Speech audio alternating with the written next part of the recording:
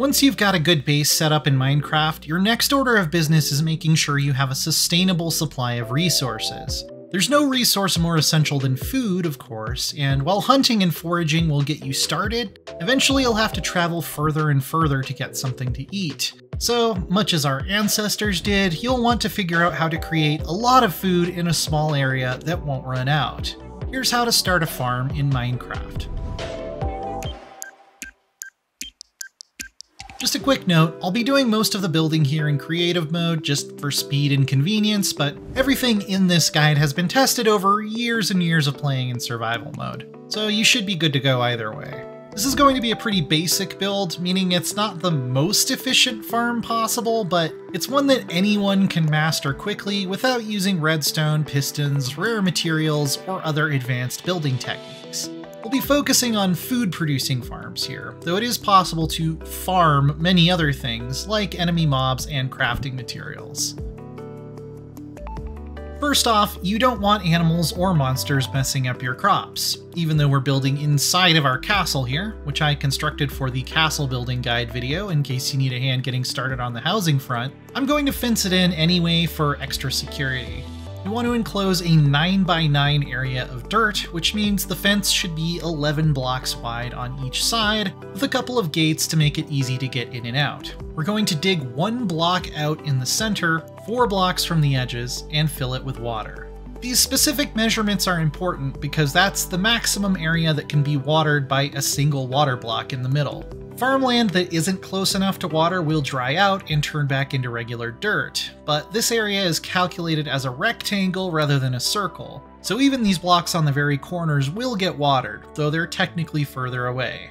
Hooray for Minecraft physics! Next, it's time to till the fields with a hoe, right-clicking until all of our grass and dirt has been converted into farmland. Be careful though, if you jump or fall from a height and land on a farmland block, any crops on it will be destroyed and it will revert to regular dirt, meaning you'll have to start all over.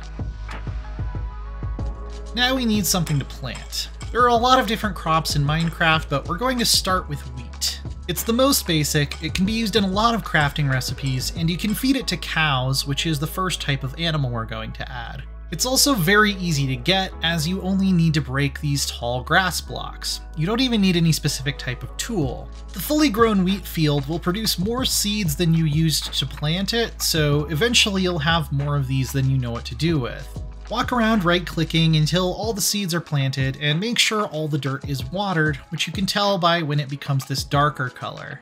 Now you have a fully functional farm. It's as easy as that. Of course, this farm isn't very efficient, and not all of the wheat is going to grow at the same speed. We'll get into what you can do about that shortly. But in my experience, this very simple starter field is enough to feed one player basically forever. Just harvest the wheat when it's fully grown, which looks like this, replant the seeds, then turn that wheat into bread at a crafting table. So you won't have to worry about hunting and foraging to stay alive once you get to this point. If you're on a multiplayer server though, this might not cut it, and there are lots of other good reasons to improve your farm beyond an all-carb diet being considered pretty unhealthy. Now, what could we do to make this a little more efficient? I'm not going to get into a lot of the complex back-end math that determines how fast crops grow, but I'll rather just point out some things that speed up the process. First, crops need light to grow, which means normally they will only be growing during the day. But if we place torches all along the outside of the fence, not only does it make your base safer by keeping mobs from spawning, it also allows them to grow at night. Photosynthesis in Minecraft doesn't care about whether it's the light of the sun or the light of a burning stick. It all works just the same. Another consideration is that planting a huge field all of one crop will slow the growth of the whole field. So it's better to plant different crops in alternating rows, like this. I'm going to plant beetroot here, which can usually be found in NPC villages, but potatoes or carrots, which can be dropped as loot from monsters, will also work. You can also just leave every other row empty, which would make the seeded rows grow faster, but this will leave you with less food overall than if you had filled the entire field with one crop. You know what else helps crops grow? Bees. So let's set up a few hives here. First, you're going to need to find a wild bee nest, which tends to spawn in forested areas, and place a campfire under it. The smoke keeps the bees from becoming aggressive. Next, right-click with shears to obtain a honeycomb. 3 of these will allow you to build a beehive back at your base. Note that if you want to harvest honey from your own beehives, you'll also need to set up a campfire underneath them to keep the bees calm, but we're just using them to support our farm here. To populate your hives, you'll need to be holding a flower to make a wild bee follow you. Simply bring them close to the new hive, and at night, they will move in and claim it as their home if there's room. You can even feed them flowers to make them reproduce and get a whole colony going. Next, you'll want to plant some flowers around the hive. The bees will visit the flowers in the morning and then buzz around pollinating your crops to make them grow faster. Finally, we're going to bring some livestock into our farm. The size of the pasture doesn't matter too much, but the bigger it is, the more cows you'll be able to store. I also like to have a little outer gate like this so I can come in, shut it, and then open the inner gate, which makes it much less likely that you'll have to chase down escaped cows. I also like to build them a little bit of a barn. Cows in Minecraft aren't really bothered by the rain and snow, but I always feel bad leaving them exposed to the elements anyway.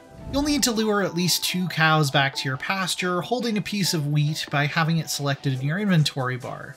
This also works for sheep, while chickens like raw seeds and pigs like carrots, potatoes, and beets. Once they're in there, right-click on any 2 adult animals while holding their favorite food and they'll produce a baby, which will take some time to grow up. You can keep doing this as many times as you want, so now your farm is also providing you with an infinite supply of meat and leather, and feathers and wool once you add more animals.